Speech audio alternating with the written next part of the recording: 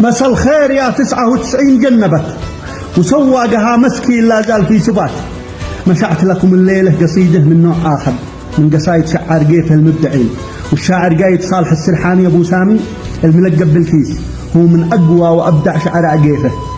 قال مسا الخير يا 99 جنبت وسواقها مسكين ما زال في سبات. نظام الكترونيات باللمس جاوبت ولمبات حمراء في كراسي ذهبات.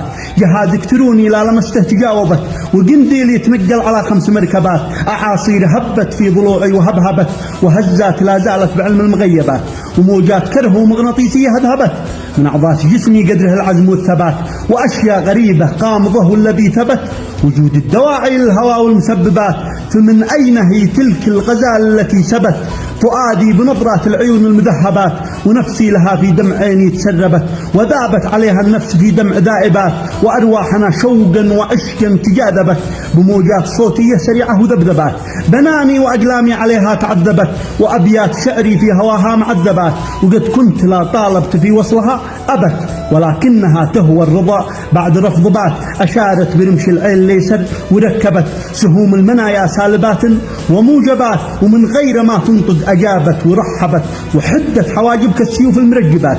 كشمس الضحى في الليل الأسود تحجبت ولا تظهر إلا في الفرح والمناسبات. على متنها قصت ورصت ورتبت شعرها على أطراف النجوم المذنبات. وفي خدها ألوان الطبيعة تعاقبت وخط الندى فوق الورود المحجبات. لها مبسم أحمر وابتسامات ذوبت عسل نوب بين أسنان كالسكر النبات. ولوجان مثل الورد الأحمر ترطبت وعنق اسطواني مثل برج المراقبات. كأنه زجاجة خمر بيضاء تقربت على صحن فضي والصياني مقلبات. على صدرها أسعار الفواكه تضاربت بساتين خضراء للخضر والمرطبات.